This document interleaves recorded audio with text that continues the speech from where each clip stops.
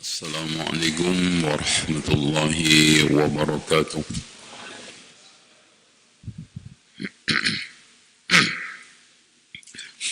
إن الحمد لله نحمده ونستعينه ونستغفره ونستهديه ونعوذ بالله من شرور أنفسنا وسيئات أعمالنا.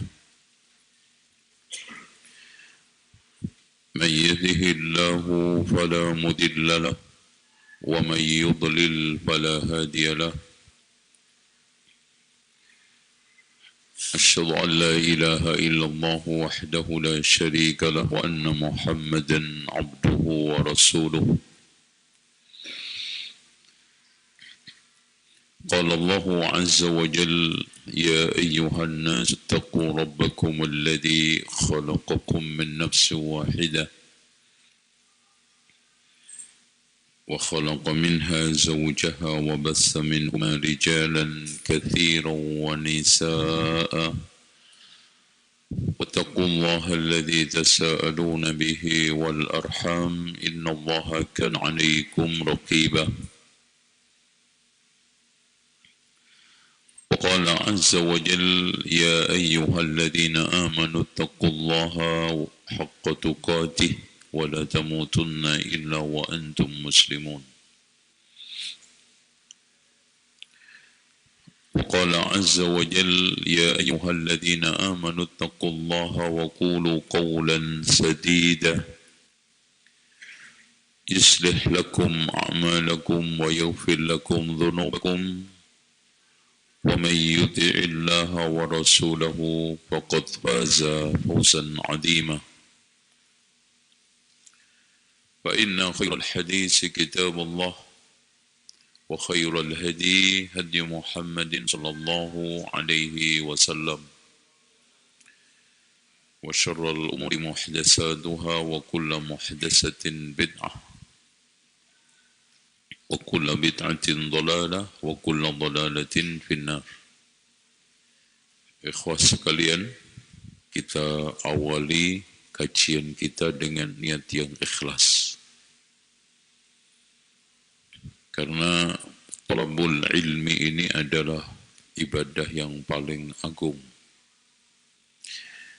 Yang dikatakan oleh ulama, salatus sirri wa ibadatul qalbi. Salat sirri dan ibadah hati itu talabul ilm. Agak digedein dikit mas, kayaknya. Baik.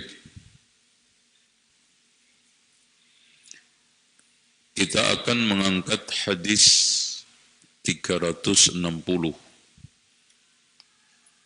dari hadis Bulughul Maram dan keseluruhannya ya.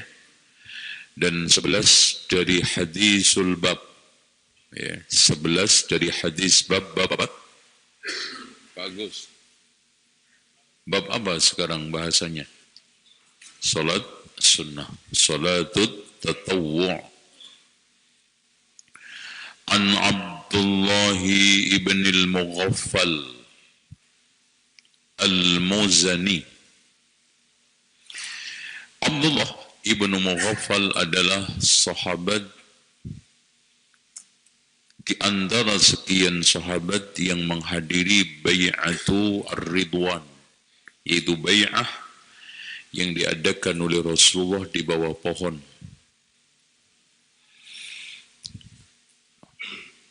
Makanya ketika saat ada ranting yang mengganggu wajahnya Rasulullah, maka yang memegangi dan menyingkirkan ranting tersebut adalah Abdullah ibn Mughaffal. Dan itu menjadi kebanggaan beliau sendiri. Sampai dikisahkan, akulah yang menyingkirkan ranting yang mengenai wajah Rasulullah. Dan pohon padang pasir itu jangan antum bayangkan seperti rambutan ya, tinggi dan pendek-pendek, sehingga ketika duduk mengenai rantingnya itu. Abdullah ibn Mughaffal adalah juga salah seorang 10 yang diutus oleh Umar bin Khattab untuk mengajarkan Islam kepada Ahlul Iraq.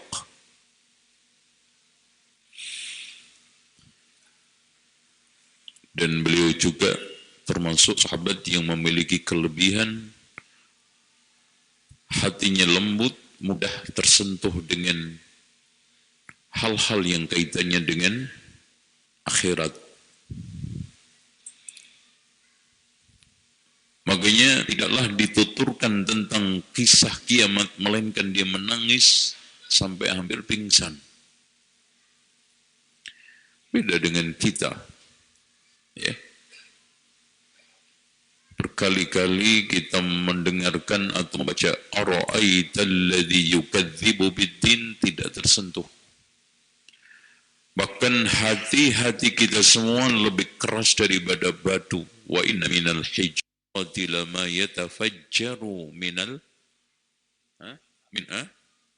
minhul anhar. Jadi memancarkan air. Kenapa? Simple, karena kita tiap hari tambah ilmu tapi tidak menambah khasyah kepada Allah.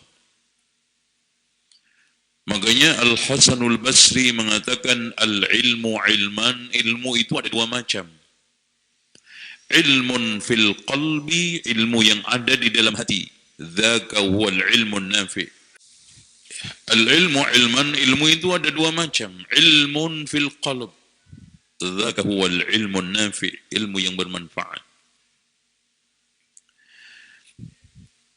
Yang kedua adalah ilmun fil lisan, dzaka hujjatun 'alal 'abd, ilmu cuma di lisan, itu nanti menjadi dalih mencelakakan hamba. Makanya Rasulullah katakan al-Qur'anu laka au alaik. Dan itulah ilmunya Khawarij. Yaqra'una al-Qur'an wa lam yablughu taraqihim. Mereka pandai membaca Al-Quran. Tetapi bacaan itu tidak menimbulkan khusyuk ke dalam hati, khasyah. Makanya dari salian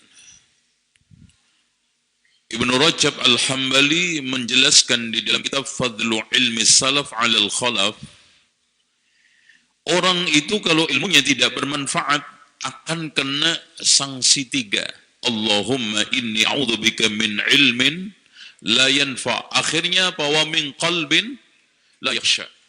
Wa min nafsin la tasba'. Dan akhirnya wa min du'ain la yusma'. Na'udzubillah.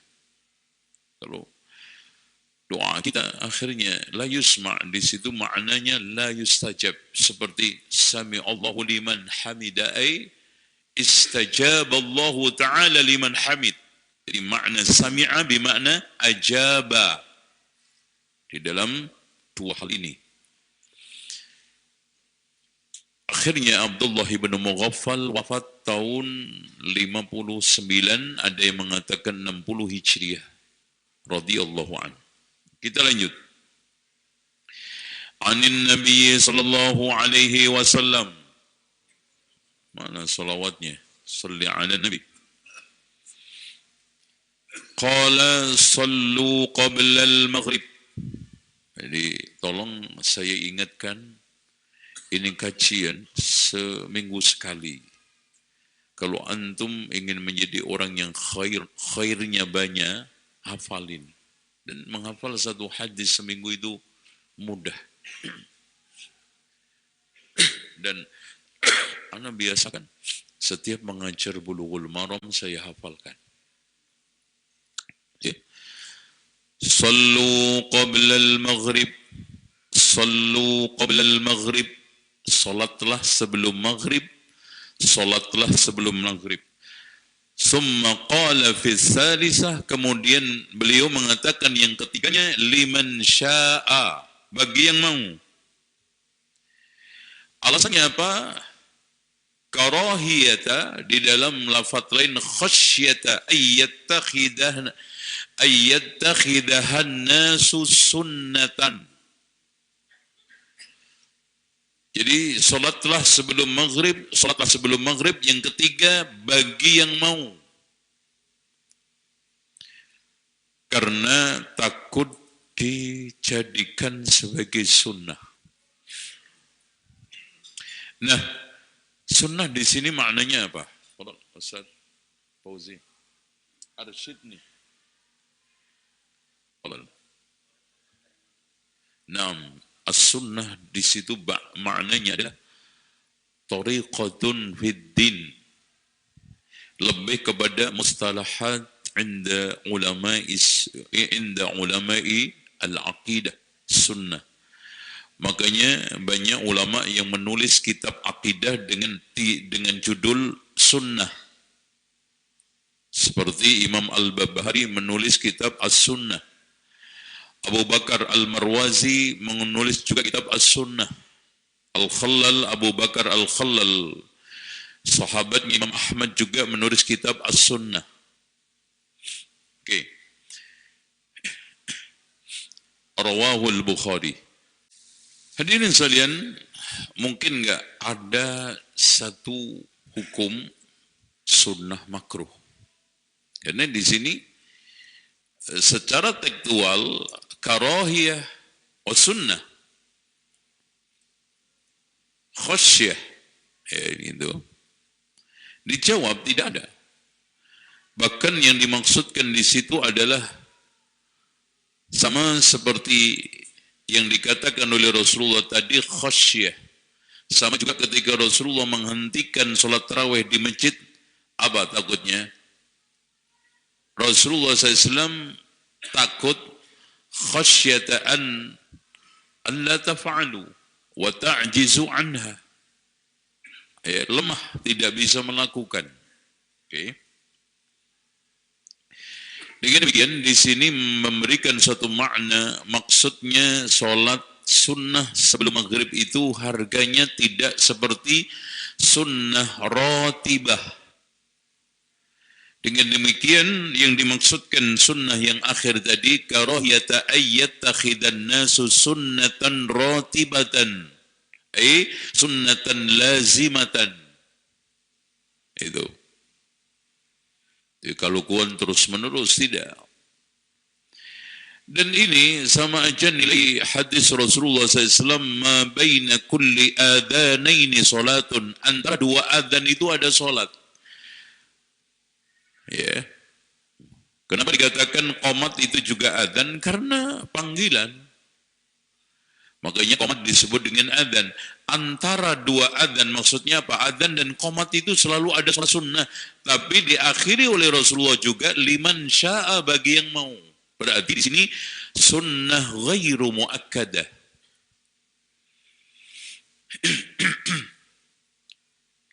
Hadis ini rawahul Bukhari di dalam kitabut tahajjud. Ya. Siapa yang ingin buka Sahihul Bukhari, buka kitabut tahajjud. Beliau menurunkan hadis ini. Wa fi riwayat Ibnu Hibban memiliki kitab sahih. Ya. Anna Nabiy sallallahu alaihi wasallam shalla qabla al-maghribi rak'atain. Salat sebelum maghrib 2 rakaat. Mungkin ada yang bertanya, kenapa Imam Muslim tidak menurunkan riwayat ini? Ada yang mengatakan kemungkinan Imam Muslim meragukan kesahihan hadis ini. Kemudian kenapa Ibnu Hibban memasukkan? Karena secara persyaratan riwayat, hadis ini memenuhi syaratnya Muslim. Makanya Imam Ibnu Hibban, muridnya Al-Hakim, gurunya Ibnu Hibban, gurunya Ibnu Huzaimah. Jadi 3 orang ini guru murid. Beliau memasukkan hadis-hadis tersebut di dalam sahihnya rata-rata menggunakan teks ala syartil Bukhari wa Muslim atau ala syartihima, sesuai dengan syarat Bukhari Muslim atau dua-duanya. Walaupun tidak secara tekstual dikeluarkan oleh Imam Bukhari. Wali Muslim. Nah ini Imam Muslim menurunkan satu hadis an Anas bin Malikin. Hadirin sekalian, Anas bin Malik, saya ingin cerita sedikit. Anas bin Malik adalah anak yang dihadiahkan oleh ibunya. Ibunya siapa? Ummu? Saya cerita sampean. Ya, Ummu Anas, antum ya boleh-boleh aja. Tapi secara legal nggak pernah menjuluki itu. Siapa? Ummu Sulaim. Suaminya siapa? Abu Sulaim. Tak cita lagi sampean. Abu Ubaidah ibnu Samit. Ya. Iya, kan dia udah menjanda. Taib, Iya. Iya. Taib. Hadirin sekalian, Ummu Sulaim menikah dengan Abu Talhah. Ya. Abu Talhah itu tidak pernah absen dari jihad. Ya. Bahkan beliau aktif, ya, mendampingi Rasulullah SAW. Bahkan Ummu Sulaim juga memiliki keistimewaan yang sangat banyak. Ketika Rasulullah SAW datang ke Madinah, orang-orang pada memberikan sesuatu ke Rasulullah. Ada yang menawarkan rumah seperti Abu Ayyub Al-Ansari. Ada yang memberi ini itu. Karena Ummu Sulaim nggak bisa memberi apa-apa. Akhirnya beliau datang kepada Rasulullah, ya Rasulullah, hampir semua sahabatmu memberi dukungan akan kehadiranmu dan hijrahmu. Saya hanya bisa memberikan anak ini untuk melayanimu ya Rasulullah. Pakai dan gunakan untuk melayani kehidupan harianmu ya Rasulullah. Cuman saya minta satu ya Rasulullah, doakan beliau. Akhirnya Rasulullah mendoakan, Allahumma aksir madahu wa waladahu. Ya Allah, perbanyaklah hartanya sama anaknya. Subhanallah, doa Rasulullah enggak meleset. Jadi Anas bin Malik masa akhir hayatnya itu hampir memiliki anak cucu itu lebih dari 100. Istrinya pasti lebih dari lebih dari 1. Intinya jarang satu rumah sahabat itu yang hanya 1 perempuan. Jarang. Itu perlu dicatat dengan tinta emas. Ya. Jadi nggak ada satupun rumah Rasulullah yang ada cuman rumah sahabat Rasulullah SAW, rumah tangga sahabat Rasulullah yang memiliki 1 istri itu jarang. Gitu. Sadar nggak? Oke, kita minum dulu.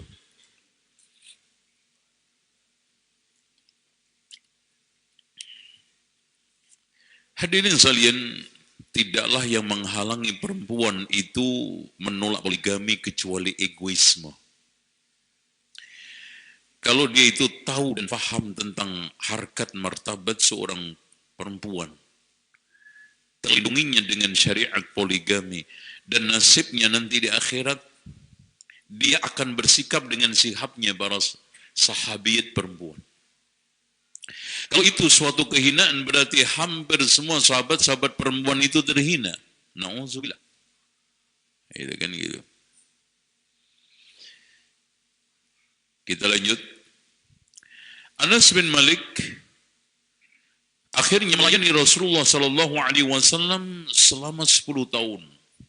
Dan akhirnya beliau mengatakan, selama 10 tahun saya tidak pernah mendengarkan Rasulullah mengatakan kepada saya, kenapa kamu melakukan ini, tidak ini. Saking baiknya siapa? Rasulullah apa Anasnya? Ya dua-duanya. Coba. Majikannya bagus, pembantunya bagus. Kan nggak ada konslet. Gitu kan. Ya, coba kalau pembantu-pembantu sekarang ini seperti pembantunya Zubaidah, istri Harun ar-Rasyid, memiliki 100 pembantu, seluruhnya hafal 30 juz. Sekarang juz 30 aja nggak nyangkut. Iya kan? Jangankan pembantunya, majikannya aja nggak hafal. Iya nggak, Bu? Kok nggak ngomong? Baik. Dan beliau selalu mengenakan sorban hitam dan selalu disangkutkan ke belakang. Dan Anas bin Malik mengatakan hampir setiap malam sepeninggal Rasulullah aku selalu mimpi ketemu Rasulullah. Subhanallah. Ini dikeluarkan oleh Imam Az-Zahabi di dalam kitab Siyar A'lamin Nubala. Inilah kecintaan, kedekatan seorang kepada kekasihnya yang nyata. Ya, mengorbankan kehidupannya untuk tidak melirik kedudukan jabatan dan kekayaan. Mengabdi kepada Rasulullah SAW 10 tahun. Sehingga faedahnya dia mengenali sunnah-sunnahnya hariannya. Makanya dari Anas bin Malik saja itu kurang lebih 1286 sanad hadis yang dia ambil dari Rasulullah. Dan Imam Bukhari Muslim muttafaq sepakat 180 hadis. Kemudian Bukhari infirad alias hanya Imam Bukhari meriwayatkan 80 tanpa Muslim, dan Imam Muslim meriwayatkan sendiri dari Anas bin Malik 90. Coba, dari mana semua itu? Apakah cuma-cuma dari pengabdian panjang, hidup bersama Rasulullah, hidup di Baitun Nubuwah, dan itu adalah kebanggaan, kebahagiaan, dan sekaligus keuntungan dunia akhirat yang tidak akan dimiliki oleh siapapun.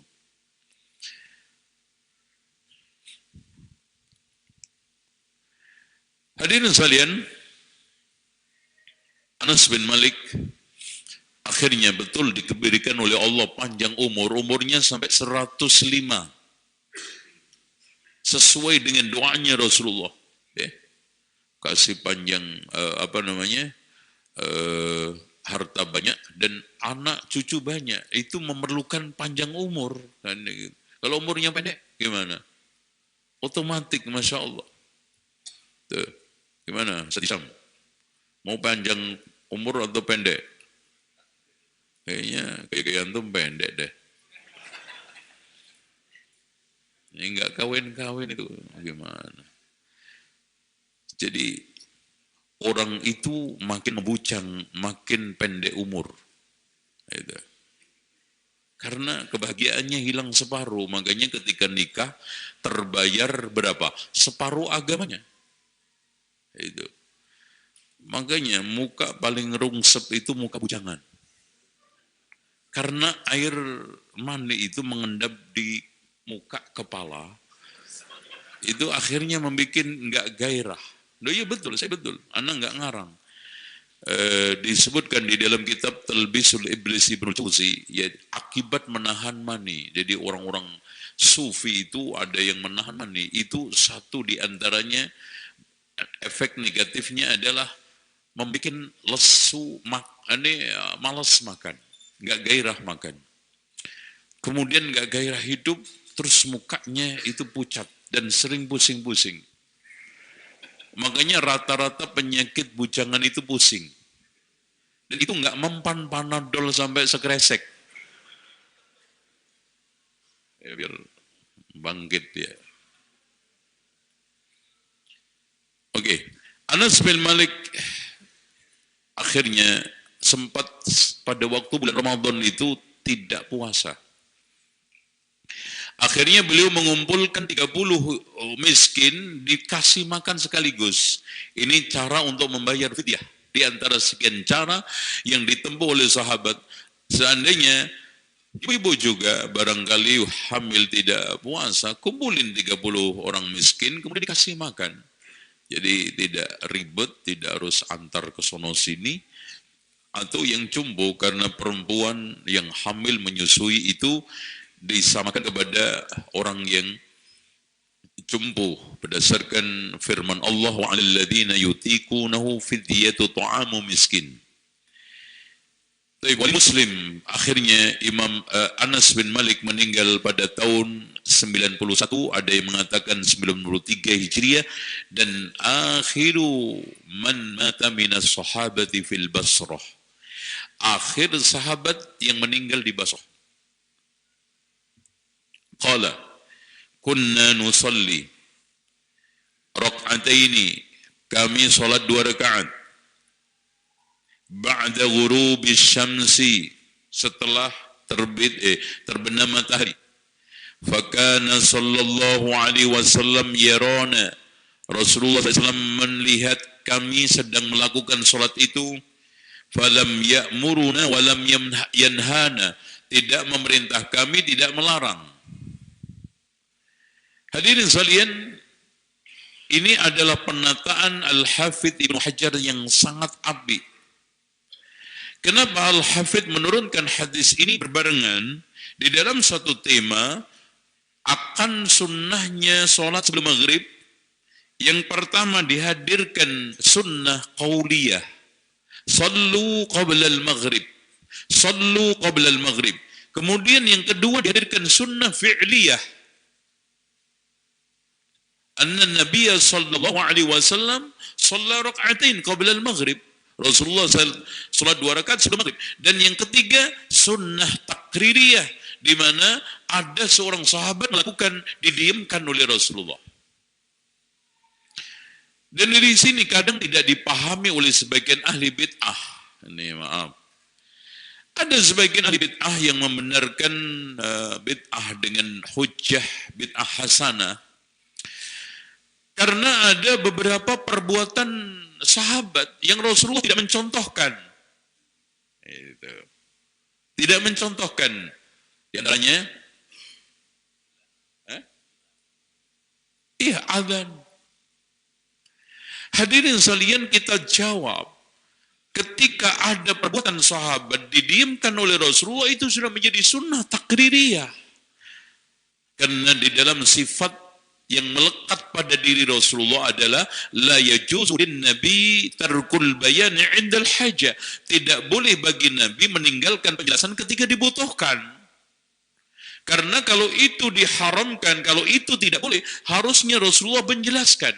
Makanya pada saat mau ihram Aisyah, sebagaimana riwayat yang dikeluarkan oleh Imam Abu Dawud di dalam sunannya, sebelum ihram Aisyah mengoleskan minyak wangi di keningnya, Rasulullah melihat, tidak melarangnya.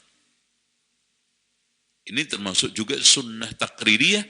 Perempuan meskipun secara umum dilarang untuk menggunakan minyak wangi kan, kalau keluar, tapi khusus untuk saat ihram sama dengan laki, yaitu sama-sama disunahkan mengenakan apa? Minyak wangi. Ini namanya apa? Sunnah takririyah. Ya.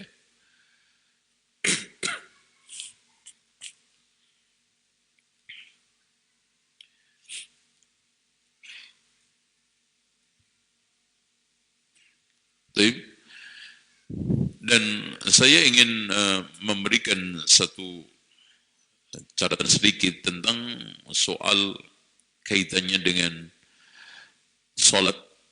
Jadi hadirin sekalian, akumulasinya seperti yang ditegaskan oleh Ibnu Qayyim, hendaknya kita jaga betul-betul. Ya. Sholat 40 rakaat dalam satu hari satu malam yang Rasulullah Shallallahu Alaihi Wasallam tidak pernah meninggalkan, yaitu 17 wajib, yaitu sholat 5 waktu, kemudian 12 sholat rawatib, dan itu merupakan suatu sunnah muakkadah, makanya diembel-embeli rotib. Ya, makanya gaji yang diberikan secara rutin, nggak boleh enggak, itu namanya rotib, karena nggak boleh ditinggalkan. Yaitu gaji itu wajib, makanya kerja juga wajib. Jangan sampai mengatakan kerja sunnah, ya udah rotibnya sunnah. Mas itu yang kacamata senderan itu siapa tuh? Itu antum. kelihatan kewede antum itu. Jadi nggak pakai mikroskop aja terang mas. Itu. Anak itu paling males ngelihat orang ngantuk, mending lihat setan. Karena jelas ta'awudnya. Kalau antum mana ta'awudin ya repot. Auzubillah min hadzal ustad. Itu antum yang lainnya serius, antum bisa tidur. Kecapean mas. Mas antum sudah kawin atau belum? Udah. Oh makanya tadi malam mijetin istri ya. Oh, oke, berarti sayang sama istri, tapi nggak sayang sama kajian. Oke, jadi ada sekalian seperti itu. Kita jaga dimanapun, ya. 17 ini wajib, 12 ini, terus 11 tahajud. Alaikum biqiyamil laili fa innahu da'bus salihin qablakum. Jagalah qiyamul lail karena itu adalah tradisi orang-orang soleh sebelum kalian. Ya. Karena Rasulullah katakan fa innahu qurbatun ila rabbikum sebagai bentuk taqarrub kepada Tuhanmu. Wa mukaffiratun lisayyi'at menghapus dosa-dosa besar. Ya. Wa matradatud da'i anil jasad mengusir penyakit dari jasad. Dan itu logis. Karena menurut keterangan medis, setiap orang pada saat malam itu sedang mengalami toksinasi. Dan makin segera tidur itu makin bagus. Makanya Rasulullah itu paling terdepan orang yang segera tidur dan menganjurkan segera tidur. Makanya sampai tidak boleh bicara setelah sholat isya. Maksudnya apa? Biar langsung tidur. Nah nanti ketika di atas jam 12, proses toksinasi itu akhirnya menguras oksigen di dalam tubuh. Makanya otak ini makin kekurangan asupan oksigen. Makanya ketika kita bangun jam 1:30, jam 2, kita tunggingin kepala kita, oksigen nyalur lagi ke kepala kita. Sehat.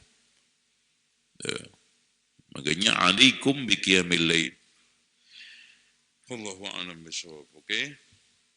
Saya kira itu dan sekarang saya buka tanya jawab, mudah-mudahan ada yang bertanya dan ada yang menjawab. Silakan. Baik Ustaz, jazakumullahu khairan wa barakallahu fikum atas pembahasan kajian ilmiah yang telah disampaikan di kesempatan sore hari ini.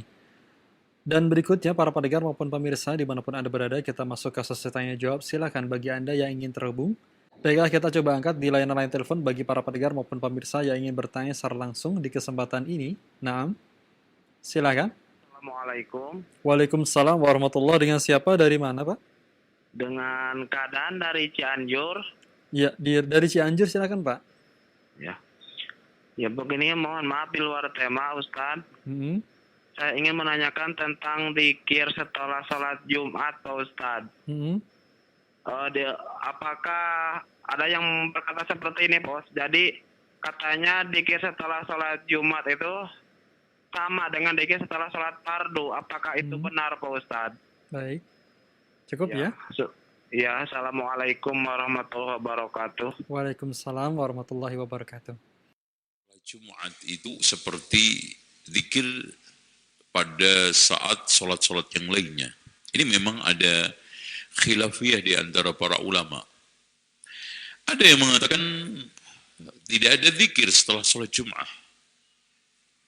Karena ini sholat berbeda. Sholat-sholat yang, dzikir-dzikir yang diajarkan oleh Rasulullah itu untuk sholat 5 waktu. Tapi ada yang sekalian ulama yang menganjurkan, dan ini di antara jamaahirul ulama, karena Jumat itu adalah mengganti duhur. Makanya orang yang tidak bisa sholat Jumat, gantinya apa? Sholat apa? Zuhur. Taruhlah seandainya dia bisa sholat Jumat. Kalau dia tidak sempat sholat Jumat, kemudian sholat duhur, pada sholat Jumat tersebut, boleh nggak dia zikir? Oleh karena itu, tetap setelah sholatul Jum'ah disyariatkan untuk zikir-zikir setelah sholat.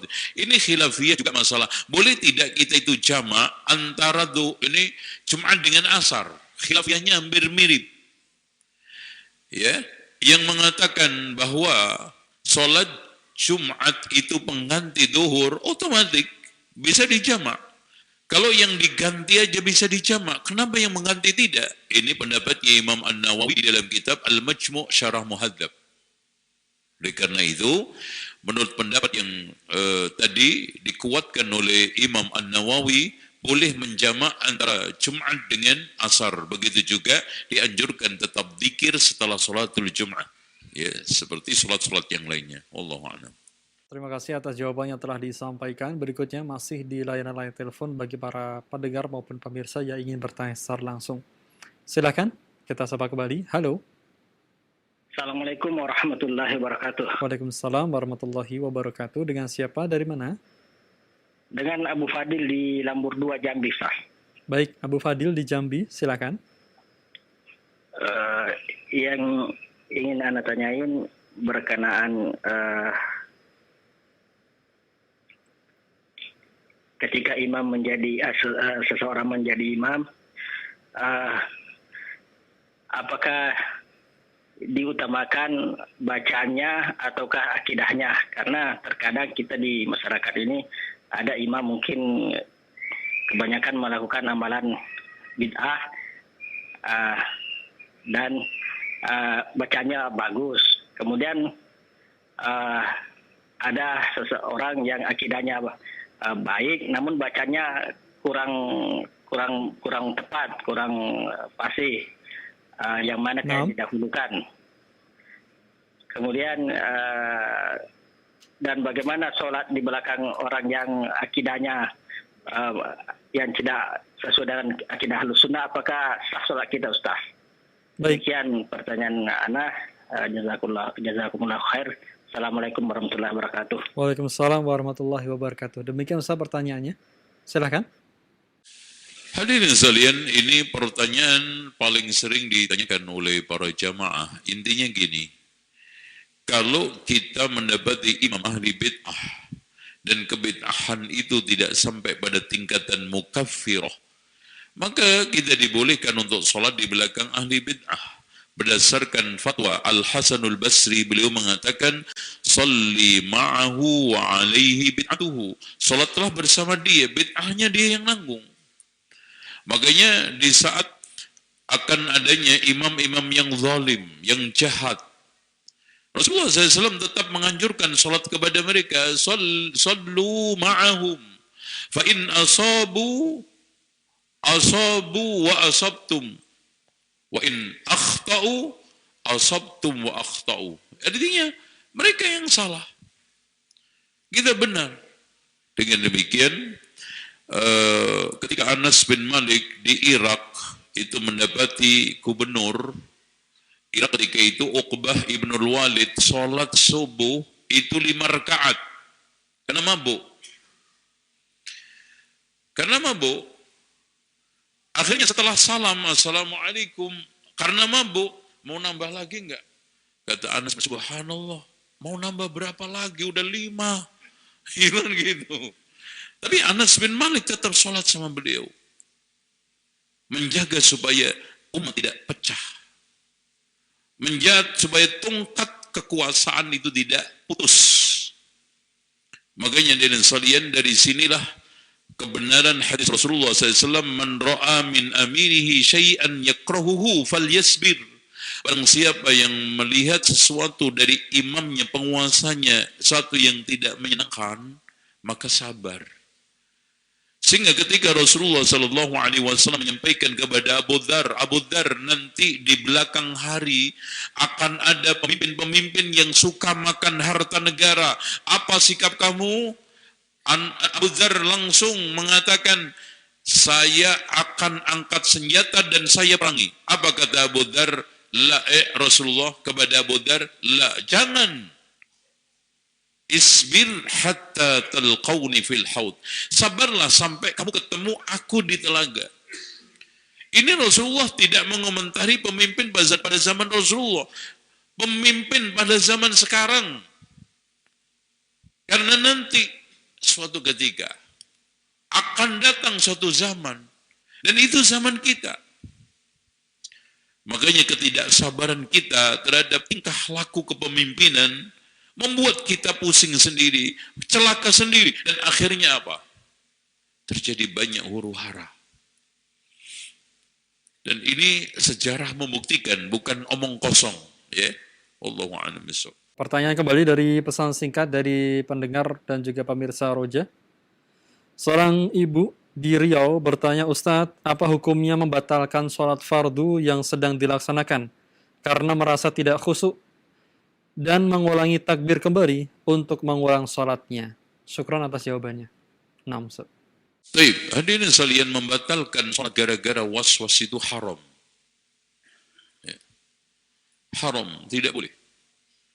Kenapa? Karena Allah dan Rasulnya melarang kita untuk membatalkan amal kita.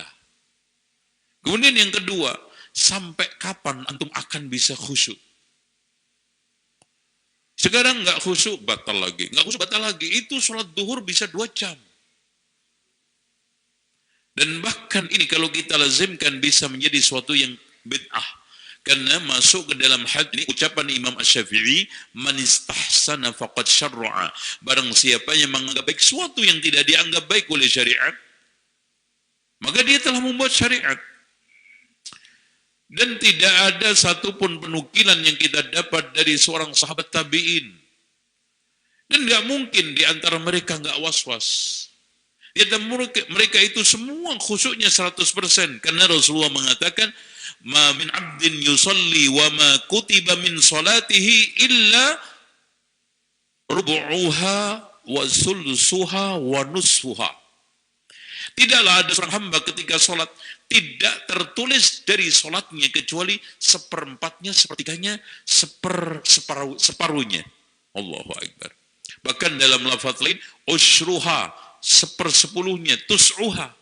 Artinya tidak ada yang bisa sholat full kecuali al-anbiya wal mursalin wal muqarrabin. Makanya Imam Ibnu Qayyim membagi sholat itu ada 5 tingkatan.